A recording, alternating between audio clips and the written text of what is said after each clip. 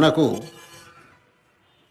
అనాది పరంపరగా వచ్చినటువంటి ఒక నమ్మకం, ఒక శ్రద్ధ ఏమిటి అనంటే, ఈ సమస్తమైన జగత్తుకు సృష్టికర్త అనేవాడు ఒకడు ఉన్నాడు.